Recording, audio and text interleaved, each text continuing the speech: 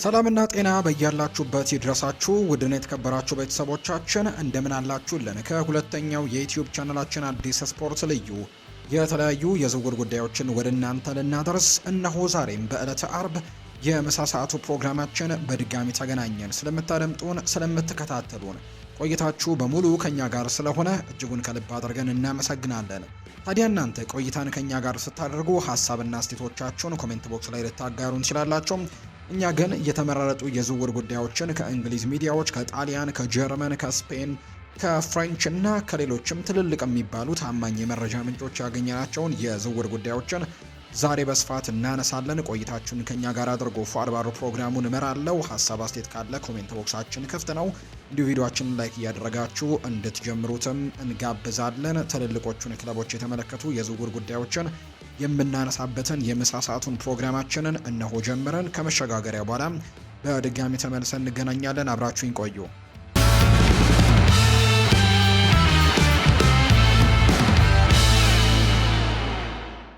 የሊቨርፑል አዲስ የመሃል ተከላካይ ፍለጋም ትልቅ መሰናክል እንደገጠመው እየተዘገበ ነው። ምክንያቱም ኒኮ ሽሎተርቤክ በዚህ ክረምት ወደ ሪያል ማድሪድ መዘዋወርን እንደሚመርጥ ይፋ ተደርጓል። ኢብራሂማ ኮናቴ ወደ ሳንቲያጎ ቤርናቢው ካመራ በኋላ የመከላከል ክፍላቸውን ለማጠናከር ሲፈልጉ የነበሩት ሊቨርፑሎች የቦሩሲያ ዶርትመንዱን ተከላካይ ኒኮ ሽሎተርቤክን የዝውውር ኢላማ አድርገውት እንደነበር ይነገራል። ይህ መውጣት በአንዶኒ ኢራኦላ ቡድን ውስጥም ክፍተትን ጥሏል። ሊቨርፑል ወዲያውኑ መወዳደር የሚችልና የክለቡን የረጅም ጊዜ ግንባታ ስራ የሚመጥን ሌላ ከፍተኛ ደረጃ ያለው ተከላካይን በገበያው ላይ ይፈልጋሉ። ሆኖም ግን የስፔኑ የዜና ምንጭ እንደሚናገረው ከሆነ ሽሎተርቤክ የጀርመን ብሔራዊ ቡድን አጋሩ ከሆነው አንቶኒ ሩዲገር ጋር መጫወት የሚችልበትን ሪያል ማድሪድን መቀላቀል ይፈልጋል። ይህ በተለይም ኢብራሂማ ኮናቴ ለስፔኑ ግዙፍ ክለብ ካጡት በኋላ ለሊቨርፑል የሚያበሳጭ አይነት ክስተት ነው። ሽሎተርቤክ በኤፕሪል ወር ላይ ብቻ አዲስ የቦሩሲያ ዶርትመንድ ውልን የተፈራረመ ቢሆንም ስምምነቱ ልዩ የመልቀቂያ ወይም ሪሊዝ ክሎዝን ያካተተ መሆኑ ይፋ ተደርጓል። ትራንስፈር ማርኬት እንደዘገበው የመልቀቂያ ዋጋ በ50 ሚሊዮን እና በ60 ሚሊዮን ዩሮ መካከልም እንደሚገመትና በተመረጡ ከፍተኛ ክለቦችም ሊነቃቃ እንደሚችል የሚታመን ነው። ሊቨርፑልና ሪያል ማድሪድ ይህንን የመልቀቂያ ዋጋ ሊከፍሉ ከሚችሉ ክለቦች መካከል እንደሆኑ ስለሚታመን የተጫዋቹ ምርጫም የበለጠ አስፈላጊ ያደርገዋል። ሁለቱም ክለቦች ተመሳሳይ ክፍያን ለመክፈልም ፈቃደኛ ከሆኑ ውሳኔው ሽሎተርቤክ የት መጫወት እንደሚፈልግ ላይ ሊወሰን ይችላል። ከሊቨርፑል አንጻር ይሄ እውነተኛም ፍላጎት ቢሆንም አደጋ ላይ ግን አይደለም። ክለቡ አሁንም ለሌሎች የተከላካይ ኢላማዎች ለመንቀሳቀስ ጊዜዎች እንዳሉት ይታወቃል። ነገር ግን በጣም ረጅም ጊዜ መጠበቅ ግን አይችሉም። የኢብራሂማ ኮናቴ መውጣት ቡድኑን አዳክሞታል። ስለዚህም አዲሱ የውድድር ዘመን ከመጀመሩ በፊት ምትክ ማግኘት ይኖርባቸዋል።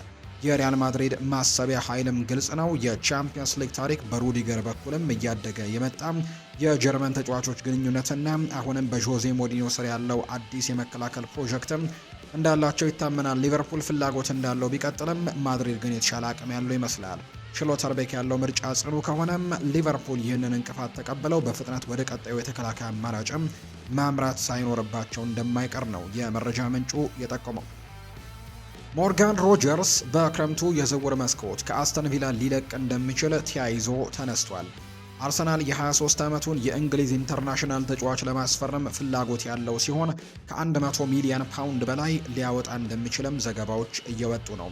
ሆኖም ግን ከስካይ ስፖርት በቅርብ የወጡ ዘገባዎች እንደሚያሳዩት ከሆነ አስተን ቪላ በጥያቄያቸው ረገድ ይበልጥ ምክንያታዊ ለመሆን ዝግጁ ናቸው።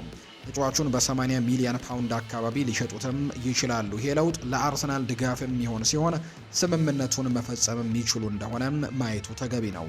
ሚኬል አርቴታ ለዚህ የጨዋታ አቀጣጣይ ወይም ፕሌይ ሜከር ትልቅ አድናቂ እንደሆነም የተዘገበ ሲሆን ሮጀርስ ለእርሳቸው የህልም ግዢ ይሆናል። አርሰናል በእርግጠኝነት 80 ሚሊዮን ፓውንድ ለመክፈል የሚያስችል የገንዘብ አቅም ያለው ሲሆን ስምምነቱን ማጠናቀቅ ይችሉ እንደሆነ ወደፊት የሚታይ ነው።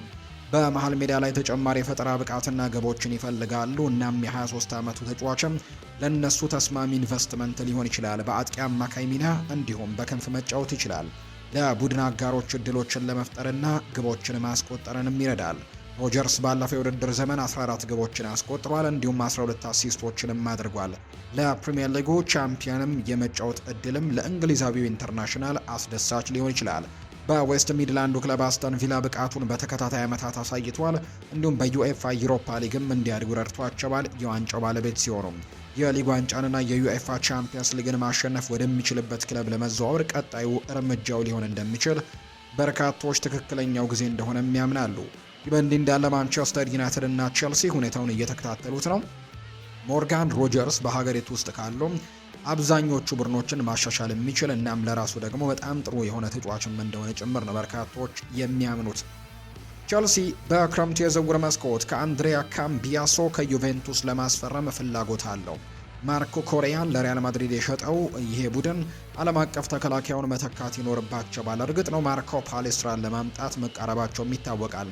የ26 ዓመቱ ጣሊያናዊ አንድሪያ ካምቢያሶ ግን እንደ ኢላማ ይለዩታል ተብሎ ይታሰባል። ዩቬንቱስ ጋርም ስለሚቻል ዝውውር ንግግሮች ያስቀድመው ጀምረዋል። እንደ ስታንዳርድ ዘገባ ከሆነ ቸልሲ ተከላካዩን ለማስፈረም 28 ሚሊዮን ፓውንድ አቅርበዋል።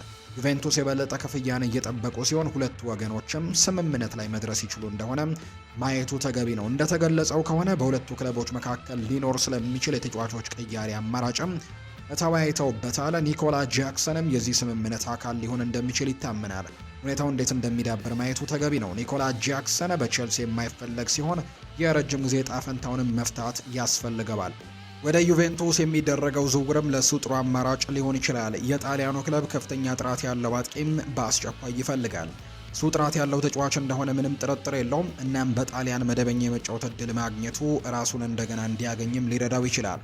የሴኔጋሉ ኢንተርናሽናል የረጅም ጊዜ ጣፈንታውን ለመፍታት እናም እንደገና በእግር ኳሱ ላይ ለማተኮረም ፍላጎቱ ነው።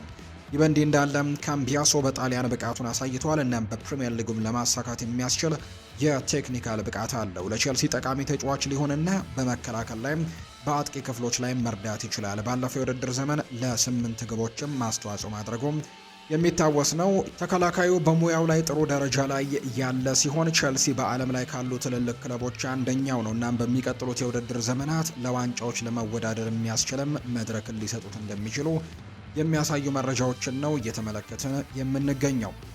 አርሰናል ባለፉት ወራት ከሁሊያን አልቫሬዝ ዝውውር ጋር ስሙ ተያይዞ ቆይቶ እንደነበረ የምናስታውሰው ነው። የ26 ዓመቱ የአትሌቲኮ ማድሪድ አጥቂን ለማስፈረም እየፈለጉ ሲሆን ኤል ቼሬንጊቶ አሁን ላይ እንደገለጸው ከላሊጋው ክለብ ጋርም አስቀድሞ ስምምነት ላይ ደርሰዋል።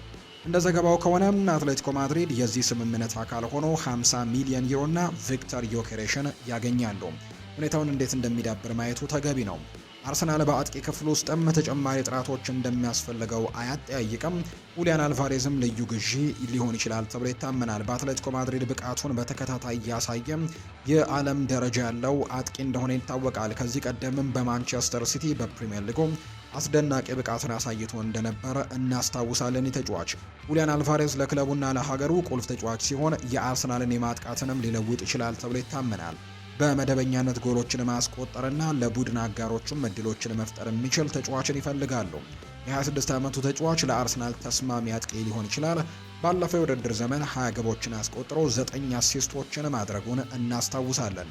ቪክተር ዮኬሬሽ ባለፈው ክረምት አርሰናልን የተቀላቀለ ሲሆን በሁሉም ውድድሮችም 21 ግቦችን አስቆጥሯል። ሆኖም ግን አጠቃላይ የእግር ኳስ ችሎታውም ብዙ የሚፈልግበት ነው።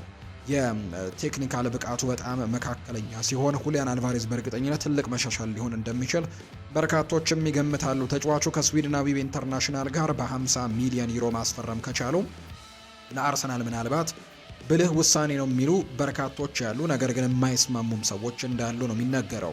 ስምምነቱ በፍጥነት ማጠናቀቅ ይችሉ እንደሆነ ማየቱ አስደሳች ያደርገዋል። ተጫዋቹ በአሁኑ ወቅትም ከአርጀንቲና ጋር በዓለም ዋንጫ ላይ ስለሚገኝ ማንኛውም እንቅስቃሴ በድርድሩ ላይ ውድድሩ እስኪጠናቀቅም መጠበቅ ይኖርባቸዋል። አርሰናል በሚቀጥለው የውድድር ዘመን የፕሪሚየር ሊግ ዋንጫን እንደገና ለማስቀጠል እንደ ሁሊያን አልቫሬዝ ያሉ ተጫዋቾችን ማስፈረም ወደ ሌላ ደረጃ ሊያሸጋግራቸው ይችላል።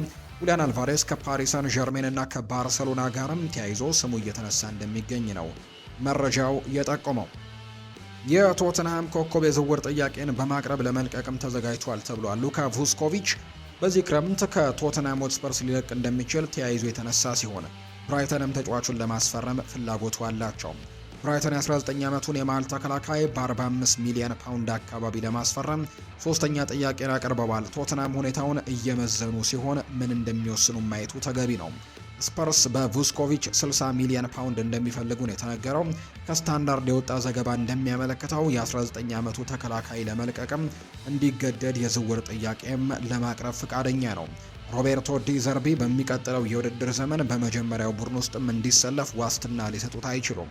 ወጣቱ ተከላካይም ክለቡን መልቀቅ ይፈልጋል። ባለፈው የውድድር ዘመን በሃምበርግ በውሰት በቆየበት ጊዜም ደግሞ ለጀርመኑ ክለብ አስደናቂ ብቃቶችን አሳይቷል። በሙያው በዚህ ደረጃ ላይ በመደበኛነት መጫወት ይፈልጋል። ቀድሞውንም በዓለም ዋንጫ ለሀገሩ በቋሚነትም እየተሰለፈ እንደሚገኝ የሚታወቅ ጉዳይ ነው። ቡስኮቪች ትልቅ የወደፊት እጣ ፈንታ ያለው ተሰጥኦ ያለው ወጣት ተጫዋች ሲሆን በሚቀጥለው ዓመትም በለንደኑ ክለብ ተጠባባቂ ወንበር ላይ መቀመጥ በጭራሽ አይፈልግም። ብራይተን ቶተናምን ማሳመን ይችሉ እንደሆነ ማየቱ ተገቢ ነው። በዚህ ክረምት ዣን ፖል ቫን ሄክን ለስፐርስ ሰጥተዋል። እናም ደግሞ ለሆላንዳዊው ተጫዋች ምትክ ለ19 ዓመቱ የቶተናም ተከላካይ ለማስፈረምን ተስፋ አድርገው ይንቀሳቀሳሉ። ቡስኮቪች ወደ ከፍተኛው ደረጃ ተጫዋችነት ለማደግ የሚያስፈልጉት ነገሮች በሙሉ አሉት። እናም ደግሞ ብራይተን ኮከብ ሊሆን ይችላል በብራይተን ቤት። ሁኔታውም እንዴት እንደሚሆን ወደፊት ማየቱ ተገቢ ነው። ስፐርስ ተጫዋቹን በመሸጥ ገንዘቦችን ለማግኘት ጫና ውስጥ ይገባሉ። የዝውውር ጥያቄ ከቀረበ የድርድር አቋማቸውንም ያዳክመዋል። 45 ሚሊዮን ፓውንድ ለ19 ዓመቱ ተከላካይ ከፍተኛ ገንዘብ ይመስላል። እናም የሰሜን ለንደኑ ክለብ መልቀቁን ማጽደቁ በልህነት ውሳኔ ሊሆን እንደሚችል ነው የሚገመተው። ይህ በእንዲህ እንዳለ እንደሱ ያለ ተሰጥኦ ያለው ወጣት ተጫዋችን ማጣት ለቶተናም ስህተት ሲሆን በመከላከል ክፍላቸው ውስጥም ተጨማሪ ጥልቀት ያስፈልጋቸዋል። እናም እሱ ለእነሱ ኮከብ ሊሆን እንደሚችል ነው በርካቶች ሀሳቦቻቸውን እየሰጡ የሚገኙት። ሴመርቪል ከዌስትሃም ዩናይትድ ሊለቅ እንደሚችል ተያይዞ ሲነሳ የቆየ ሲሆን ማንቸስተር ዩናይትድም እሱን ለማስፈረም ጥረቱን ቀጥሏል። እንደ ፋብሪዚዮ ሮማኖ ገለጻም ማንቸስተር ዩናይትድ ስለ 24 ዓመቱ የኔዘርላንድ አጥቂ መጠየቃቸውን የቀጠሉት ስምምነቱን መፈጸም ይችሉ እንደሆነ ማየቱ ተገቢ ነው። በክንፍ መስመሮች ላይ ተጨማሪ ጥራት ያስፈልጋቸዋል። እናም ይህ የሆላንድ ኢንተርናሽናል ለነሱ በጣም ጠቃሚ አማራጭ ይሆናል ተብሎ ይታመናል። በሊድስ ዩናይትድ እና በዌስትሃም ዩናይትድ በነበረበት ቆይታ በእንግሊዝ እግር ኳስ ብቃቱን አሳይቷል። ለትልቅ ክለብ ለመጫወት የሚያስችል የቴክኒክ ብቃት አለው። እናም ለማንቸስተር ዩናይትድም ተስማሚ የቡድን አባል ሊሆን ይችላል። የ24 ዓመቱ ተጫዋች ባለፈው የውድድር ዘመን 7 ግቦችን አስቆጥሮ 5 አሲስቶችንም አድርጓል። በሚቀጥለው የውድድር ዘመን በዩኤፋ ቻምፒየንስ ሊግ ይወዳደራሉ። እናም ቁልፍ ተጫዋቾቻቸውንም እንዲሁ ለማቆየትና ለማስፈረምም ፉክክሮችን ያደርጋሉ ተብሎ ይታሰባል ነው የሚባለው። በማንቸስተር ዩናይትድ በኩል ለማቆየት ጥልቅ የሆነ የቡድን ስብስብ ያስፈልጋቸዋል። ሴሜርቪል በማንኛውም ክንፍ ላይ መጫወት የሚችል ሲሆን ለቡድኑ ደግሞ ግቦችንና የፈጠራ ብቃትንም ይጨምራል ብለው በርካቶች እየገመቱት ይገኛሉ። በ24 ዓመቱ አሁንም ብዙ የማደግ እድል እንዳለው ነው የሚነገረው። እናም የኔዘርላንድ ኢንተርናሽናል ለክለቡ አስፈላጊ ተጫዋች ሆኖ ሊያድግም እንደሚችል ነው የሚገለጸው። በሚቀጥለው የውድድር ዘመን ከዌስትሃም ዩናይትድ ጋር በሻምፒዮንሺፕ መወዳደር አይፈልግም። ማንቸስተር ዩናይትድን መቀላቀል ለሱ ተስማሚ ሊሆን ይችላል ተብሎ ይታመናል። እነሱም በዓለም ላይ ካሉ ትልልቅ ክለቦችም አንደኛው ናቸው። እናም ለዋንጫ ለመወዳደር የሚያስችል መድረክም ሊሰጡት ይችላሉ። ዌስትሃም እንደሱ ያለ ቁልፍ ተጫዋችን ማጣት በጭራሽ አይፈልጉም። ነገር ግን ከሊግ መውረዳቸውን ተከትሎ ጫና ውስጥም ናቸው። በርካታ ተጫዋቾችም በዚህ ክረምት ክለቡን ለቀው እንደሚወጡ ይጠበቃል። ሴሜርቪር በአሁኑ ወቅትም ከሀገሩ ጋር በዓለም ዋንጫ ላይ ስለሚገኝ ውድድሩ እንደተጠናቀቀ እጣ ፈንታውን ለመፍታትም ይሞከራል ተብሎ እንደሚታሰብ ነው የመረጃ ምንጩ ይፋ ያደረገው። አርሰናል በክረምቱ የዝውውር መስኮት የፓሪስ ሰን ዠርሜኑን የክንፍ መስመር አጥቂ የሆነው ብራድላይ ባርኮላን ለማስፈረም ፍላጎቱ አለው።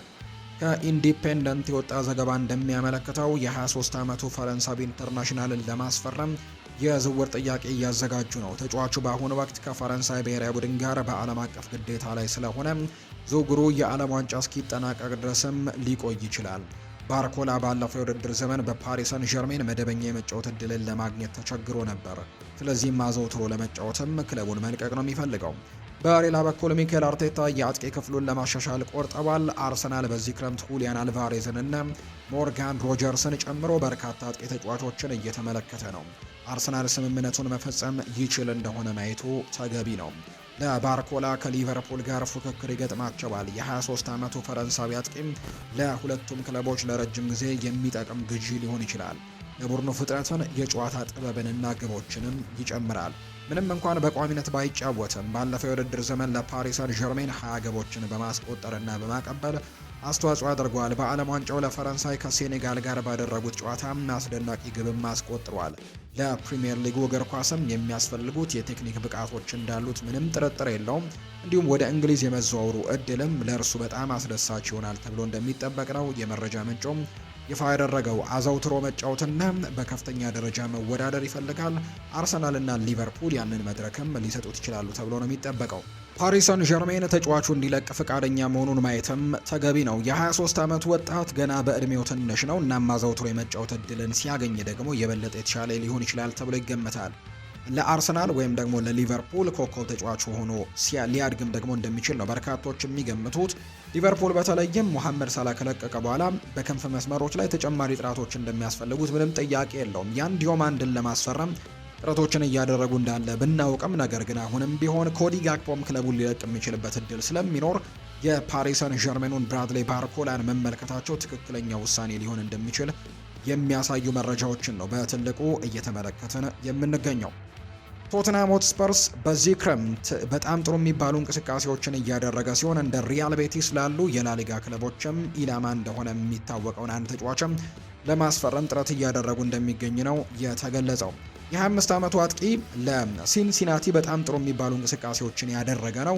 እንደ ሪያል ቤቲስ ላሉ የላሊጋ ክለቦችም ኢላማ እንደሆነ እየተነገረ ነው። ኬቨን ዴንካይ ይባላል ይህ ተጫዋች።